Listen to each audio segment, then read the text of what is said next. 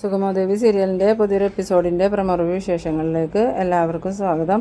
അങ്ങനെ നമ്മളുടെ നന്ദന കെവിൻ വീട്ടിൽ കൊണ്ടുവന്ന് ആക്കിയതിന് ശേഷം നന്ദനാണെങ്കിൽ ആകെ മൂഡ് ഓഫ് ആയിരിക്കുകയാണ്. ആ സമയത്ത് പ്രഭാവതിയൊക്കെ ചോദിക്കുന്നുണ്ട്, എന്ത് പറ്റി നന്ദ, ഓഫീസിലെ കാര്യങ്ങളൊക്കെ സോൾവ് ആയില്ലേന്ന് ചോദിക്കുമ്പം അതൊന്നും ഇല്ല അമ്മേ, അതെല്ലാം പരിഹരിച്ചു, പിന്നെ എന്താ നിനക്ക് ഇത്ര സങ്കടം എന്ന് ചോദിക്കുമ്പോൾ ഒരു സങ്കടവും ഇല്ല അമ്മേ, അമ്മ എന്തിനാ ഇങ്ങനെ ടെൻഷനാണോയെന്ന് ചോദിക്കുമ്പോൾ അതല്ല നന്ദ, നിനക്ക് എന്തോ ഒരു പ്രശ്നമുണ്ട്, എന്താണെങ്കിലും അമ്മയോട് തുറന്ന് പറ, ഞങ്ങളോട് പറഞ്ഞാൽ ഞങ്ങൾ പരിഹരിക്കൂലേ എന്ന് ചോദിക്കുമ്പോൾ അത് ഞങ്ങൾ തന്നെ പരിഹരിച്ച അമ്മേ, ഇനി അവിടെ പ്രശ്നങ്ങളൊന്നുമില്ല, ഓഫീസിൽ ചെറിയൊരു ഇഷ്യൂ ഉണ്ടായി അതിൻ്റെ ആണെന്ന്.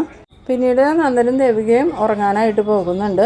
ഉറങ്ങാൻ കിടന്നതിന് ശേഷം നന്ദൻ എന്തോ ഒരു വിഷമം ഉണ്ടെന്നുള്ള കാര്യം ദേവികയ്ക്ക് മനസ്സിലാവുന്നുണ്ട്. പിന്നീട് ദേവിക ഉറങ്ങിയതിന് ശേഷം നന്ദനക്കാണെങ്കിൽ ഒരു മനസ്സമാധാനം ഇല്ലാതെ ഈ ഋഷിയുടെ കാര്യം തന്നെ ഓർമ്മ വരുന്നുണ്ട്. എന്നിട്ട് നന്ദൻ പുറത്തേക്ക് ഇറങ്ങി വെളിയിൽ വന്നിരിക്കുന്ന സമയത്താണ് നമ്മളുടെ പ്രഭാവതി പെട്ടെന്ന് ഉറക്കത്തിൽ നിന്ന് എഴുന്നേറ്റ് വരുമ്പോൾ ഈ നന്ദൻ അവിടെ ഇരിക്കണം കാണണേ. നന്ദൻ്റെ അടുത്ത് വന്നിട്ട് എന്താ നന്ദ നീ ഇവിടെ ഇരിക്കണേന്ന് ചോദിക്കുമ്പം അത് ഒന്നുമില്ലാമേ, ഞാൻ വെറുതെ ഇരിക്കണേന്ന് പറയുമ്പം ഈ സമയത്ത് നീ ഇവിടെ വന്ന് വെറുതെ ഇരിക്കുമോ, എനിക്കത് വിശ്വസിക്കാൻ പറ്റില്ല, എന്താ കാര്യം നീ എന്നോട് പറ നന്ദ.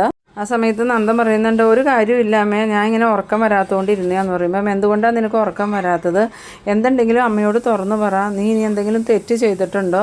ആ സമയത്തൊക്കെ നന്ദനാണെങ്കിൽ ഇങ്ങനെ ഇപ്പോൾ കരയുന്നുള്ളൊരു പാവത്തിൽ നിൽക്കുകയാണ്. ആ സമയത്ത് പ്രഭാവതി പറയുന്നുണ്ട്, മക്കൾ എന്ത് തെറ്റ് ചെയ്താലും അവരോട് ക്ഷമിക്കാൻ പറ്റുന്ന ഒരേ ഒരാൾ ഈ ലോകത്തുള്ളത് അവൻ്റെ അമ്മയാണ്, അതുകൊണ്ട് നീ എന്ത് തെറ്റ് ചെയ്തിട്ടുണ്ടെങ്കിലും എന്നോടത് തുറന്നു പറ നന്ദാന്ന് പറയുമ്പോൾ ഈ നന്ദനാണെങ്കിൽ കരഞ്ഞുകൊണ്ട് ഈ പ്രഭാവതിയെ കയറി കെട്ടിപ്പിടിക്കുന്നുണ്ട്. ആ സമയത്ത് പ്രഭാവതിക്ക് മനസ്സിലാവുന്നുണ്ട് നന്ദൻ എന്തോ വലിയൊരു കുഴപ്പത്തിലാണെന്ന്. എന്നിട്ട് നന്ദൻ പറയുന്നുണ്ട്, അമ്മ എന്നോട് ക്ഷമിക്കണം, ഞാൻ വലിയൊരു തെറ്റ് ചെയ്തു എന്ന്. ആ സമയത്ത് പ്രഭാവതി പറയുന്നുണ്ട്, അത് സാരമില്ല നന്ദ, എന്താണെങ്കിലും നീ എന്നോട് പറയാമെന്ന് പറയുമ്പം അമ്മ വിചാരിക്കുന്ന പോലത്തെ ഒരു തെറ്റല്ല ഞാൻ ചെയ്തിരിക്കുന്നത്, ഞാൻ വളരെ വലിയൊരു തെറ്റാണ് ചെയ്തിരിക്കുന്നത്, അത് വെളിയിൽ അറിഞ്ഞിട്ടുണ്ടെങ്കിൽ അമ്മയുടെയും അച്ഛൻ്റെയും ദേവിയുടെയും അതുപോലെ എല്ലാവരുടെയും സന്തോഷം പോകും, ഞാൻ ചിലപ്പോൾ ജയിലിലും പോകേണ്ട വരുമെന്ന്. ആ സമയത്ത് പ്രഭാവതി ചോദിക്കുന്നുണ്ട്, നീ എന്തൊക്കെയാണ് നന്ദ ഈ പറയണേ, എന്താണെങ്കിലും ചെയ്ത തെറ്റെന്താന്ന് പറയാമെന്ന് പറയുമ്പം ഈ നന്ദൻ പറയുന്നുണ്ട്, ഞാൻ ഒരാളെ കൊന്നു അമ്മേന്ന്. അത് കേട്ടതും പ്രഭാവതി ചോദിക്കുന്നുണ്ട്, എന്താ നന്ദ നീ പറയണേ, നീ ഉറക്കപ്പിച്ച് പറയുകയാണോ എന്ന് ചോദിക്കുമ്പോൾ ഇല്ല അമ്മേ, ഞാൻ ഒരാളെ കൊന്നു. ആരെ കൊന്നു എന്നാണ് നീ പറയണേന്ന് ചോദിക്കുമ്പം വേറെ ആരെയല്ല അമ്മേ, ഋഷിയെ ഞാൻ കൊന്നു എന്ന്. അത് കേട്ടതും പ്രഭാവതി ആണെങ്കിൽ ഇങ്ങനെ ആകെ ഷോക്കായിട്ട് വീഴാൻ പോണ പോലെ ആവുന്നുണ്ട്. ആ സമയത്ത് നന്ദൻ പ്രഭാവതിയെ പിടിച്ചിട്ട് അമ്മയ്ക്ക് എന്താ പറ്റിയെന്ന് ചോദിക്കുമ്പോൾ ഇല്ല നന്ദ, എനിക്കൊന്നുമില്ല മോനെ, എന്താ സംഭവിച്ചത് എന്താണെന്ന് എന്നോട് പറയാമെന്ന് പറയുമ്പം അന്ന് നന്ദനും കെവിനും കൂടി പോയ സമയത്ത് ഈ ഋഷിയെ കണ്ടതും അതുപോലെ തന്നെ ഋഷിയുമായിട്ടുള്ള വാക്കുതർക്കത്തിനിടയ്ക്ക് ഋഷിയെ നന്ദൻ തല്ലിയതും ആ സമയത്ത് ബോധം പോയ ഋഷിയെ നന്ദൻ ഹോസ്പിറ്റലിൽ കൊണ്ടുപോകാമെന്ന് പറയുമ്പം കെവിൻ അത് സമ്മതിക്കാതെ ഒരു ഗോഡൗണിൽ കൊണ്ടുപോയി കിടത്തുന്നതും പിന്നീട് ബോധം തെളിയുമ്പം നന്ദനും കെവിനും കൂടി ഋഷിയോട് ഇനി നീ പോയിക്കോ, നീ ഇനി ഒരു പ്രശ്നത്തിനും വരരുതെന്ന് പറയുമ്പം ഋഷി അതിനെ എതിർക്കുന്നതും അമ്മേനെയും ഭാര്യേനെയും ഞാൻ ജീവിക്കാൻ അനുവദിക്കില്ല, അവരെ ഞാൻ കൊല്ലുമെന്ന് പറയുന്നതും ഈ നന്ദന ഋഷിയാണെങ്കിൽ ചവിട്ടണതും ഒക്കെ ഈ പ്രഭാവതിയോട് പറയുന്നുണ്ട്. ആ സമയത്ത് ദേഷ്യം കയറിയിട്ട് നന്ദന ആ പലക എടുത്ത് ഋഷിയുടെ തലയ്ക്ക് അടിച്ചതും ഋഷി ബോധവും കെട്ട് വീണതും പിന്നീട് ഹോസ്പിറ്റലിൽ കൊണ്ടുപോകുന്ന കാര്യം പറഞ്ഞപ്പം ഹോസ്പിറ്റലിൽ കൊണ്ടുപോയാൽ അത് കേസും പ്രശ്നമൊക്കെ ആകുമല്ലോ, എന്തായാലും ബോധം തെളിയുമ്പോൾ എഴുന്നേൽപ്പിച്ച് വിടാമെന്ന് പറഞ്ഞ് അവിടെ കിടത്തിയതും കുറച്ച് സമയങ്ങൾ കഴിഞ്ഞപ്പം ഋഷി മരിച്ചതും ഋഷിയെ കെവിനും കൂട്ടാളികളും ചേർന്ന് അവിടെ തന്നെ കുഴിച്ചിട്ടതൊക്കെ ഈ പ്രഭാവതിയോട് പറയാണ്. അത് കേട്ടതും പ്രഭാവതിയാണെങ്കിൽ ഭയങ്കരമായിട്ടിരുന്ന് കരയുന്നുണ്ട്. എന്നിട്ട് പ്രഭാവതി പറയുന്നുണ്ട്, നന്ദ ഇത് വലിയൊരു ചതിയായി പോയല്ലോ മോനെ, ഇതുപോലൊരു അബദ്ധം നിനക്ക് എങ്ങനെ സംഭവിച്ചു എന്ന് ചോദിക്കുമ്പോൾ നന്ദൻ പറയുന്നുണ്ട്, അമ്മേ അറിയാതെ പറ്റിപ്പോയതാ, അറിഞ്ഞുകൊണ്ട് ഞാൻ അവനെ കൊല്ലണമെന്ന് വിചാരിച്ച് ചെയ്തതൊന്നുമല്ല, അപ്പോഴത്തെ ദേഷ്യത്തിന് ഞാനൊന്ന് തല്ലിയതും അവൻ മരിച്ചു പോയിന്ന്. ആ സമയത്ത് പ്രഭാവതി പറയുന്നുണ്ട്, അവനും ഒരു അമ്മയുടെ മകനായിരുന്നല്ലോ മോനെ, ഇനി ആ അമ്മ എങ്ങനെ സഹിക്കും, അരുന്ധതിക്കാണെങ്കിൽ അവൻ മാത്രമേ ഉണ്ടായിരുന്നുള്ളൂ, അവൻ എവിടെയെങ്കിലും ഉണ്ടാവുമെന്ന് വിചാരിച്ചാൽ ഞാൻ ഈ നിമിഷം വരെ ഇരുന്നത്, ഇനിയിപ്പോൾ അരുന്ധതിയും ഋഷിയും കൂടി പ്ലാൻ ചെയ്ത് നമ്മളെ വിഡ്ഢിയാക്കാൻ വേണ്ടി എവിടെയെങ്കിലും മറഞ്ഞു നിൽക്കുവാന്നായിരുന്നു എൻ്റെ വിചാരം, ഇപ്പം അതെല്ലാം തകർന്നു, എൻ്റെ മോൻ മൂലം അവൻ മരിച്ചൂല മോനെ എന്നൊക്കെ പറഞ്ഞിങ്ങനെ പ്രഭാവതി ഇരുന്ന് എണ്ണിപ്പറക്കി കരയുന്നുണ്ട്. ആ സമയത്ത് നന്ദൻ പ്രഭാവതിയിലെ കാൽക്കലിരുന്നിട്ട് പറയുന്നുണ്ട്, അമ്മേ മനഃപൂർവ്വം അല്ല, പറ്റിപ്പോയതാ, ഞാനിനി അതിനെന്ത് ചെയ്യണം അമ്മേ, പോലീസിൽ കീഴടങ്ങണമെന്ന് ചോദിക്കുമ്പം പ്രഭാവതി പറയുന്നുണ്ട് വേണ്ട, അങ്ങനത്തെ മണ്ടത്തരമൊന്നും തൽക്കാലം ചെയ്യണ്ടെന്ന്.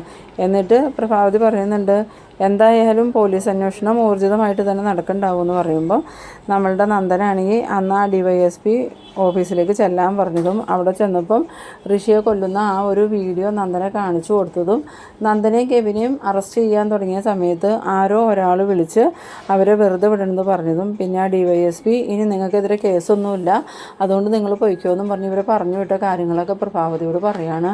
ആ സമയത്ത് പ്രഭാവതി ചോദിക്കുന്നുണ്ട് അതാരാ നന്ദ അങ്ങനെ നിങ്ങളെ രക്ഷപ്പെടുത്തിയെന്ന് ചോദിക്കുമ്പോൾ അതൊന്നും എനിക്കറിയില്ല അമ്മേ, കെവിൻ്റെ ഏതോ ഫ്രണ്ടാണെന്നാണ് കെവിൻ പറഞ്ഞ്. എന്തായാലും ഇനി എനിക്കെതിരെ അന്വേഷണമൊന്നും ഉണ്ടാവില്ല എന്നാണ് ആ DYSP പറഞ്ഞതെന്ന്. അത് കേട്ടതും പ്രഭാവതി പറയുന്നുണ്ട് കേസ് ഉണ്ടായില്ലെങ്കിലും നമ്മളുടെ മനസാക്ഷിയുടെ മുമ്പിൽ നമ്മളെന്നും തെറ്റുകാർ തന്നെയല്ലേ മോനേന്ന്. ആ സമയത്ത് നന്ദനാണെങ്കിൽ ഭയങ്കരമായിട്ട് കരഞ്ഞുകൊണ്ട് പറയുന്നുണ്ട് അമ്മേ, ഇത് ദേവി ഒരിക്കലും അറിയരുത്, ദേവി അറിഞ്ഞാൽ അവൾക്കത് സഹിക്കാൻ പറ്റില്ല എന്ന്. ആ സമയം പ്രഭാവതി പറയുന്നുണ്ട് ദേവി മാത്രമല്ല സിദ്ധു ഇതറിയരുത്, സിദ്ധുവിന് ഇതൊരിക്കലും താങ്ങാൻ പറ്റില്ല, അല്ലെങ്കിൽ തന്നെ ഒരുപാട് പ്രശ്നങ്ങൾ അതിജീവിച്ച സിദ്ധു ഇപ്പോൾ ഇവിടെ നിൽക്കുന്നത്, അതുകൊണ്ട് ഇത് നമ്മളിൽ തന്നെ ഒതുങ്ങിപ്പോട്ടെ നന്ദ, വേറെ ആരും അറിയണ്ട, ഇത് നീ മനസ്സിൽ വെച്ചുകൊണ്ടിരിക്കേണ്ട, മനസ്സിൽ നിന്ന് കളഞ്ഞേരേ എന്ന് പറയുന്നു. ഈ സമയത്ത് നമ്മളുടെ ദേവികയാണെങ്കിൽ ഉറക്കത്തിൽ നിന്ന് എഴുന്നേൽക്കുന്നുണ്ട്. അന്നേരം നോക്കുമ്പോൾ ബെഡിൽ നന്ദനെ കാണാഞ്ഞിട്ട് ഈ നന്ദു ഇതെവിടെ പോയിരിക്കുമെന്നും ചോദിച്ചുകൊണ്ട് നന്ദു എന്നും പറഞ്ഞ് ദേവിക വിളിച്ചുകൊണ്ട് താഴേക്ക് ഇറങ്ങി വരുന്നുണ്ട്. താഴെ എത്തുമ്പം ഈ പ്രഭാവതിയുടെ മടിയിൽ തല വെച്ച് കിടക്കുന്ന നന്ദനെയാണ് കാണുന്നത്. അങ്ങനെ പ്രഭാവതിയുടെ നേരെ നോക്കുമ്പോൾ പ്രഭാവതി ഇരുന്ന് കരയുന്നതും ദേവിക കാണുന്നുണ്ട്.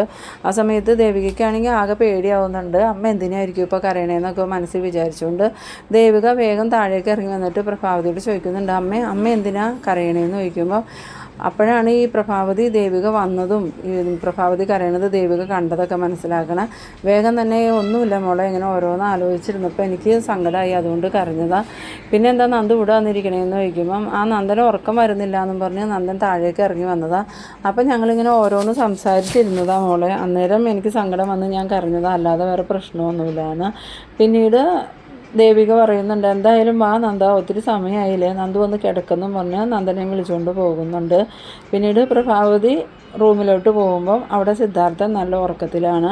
പിന്നീട് കാണിക്കുന്നത് നമ്മളുടെ ത്യാഗരാജനെയാണ്. ത്യാഗരാജൻ ഇങ്ങനെ ബോധം കെട്ട് ഉറങ്ങുന്ന സമയത്ത് നമ്മളുടെ ചന്ദ്രമതി ത്യാഗരാജനെ കുലുക്കി വിളിക്കുന്നുണ്ട്, ത്യാഗരാജ എഴുന്നേക്കടാന്ന് പറഞ്ഞ്.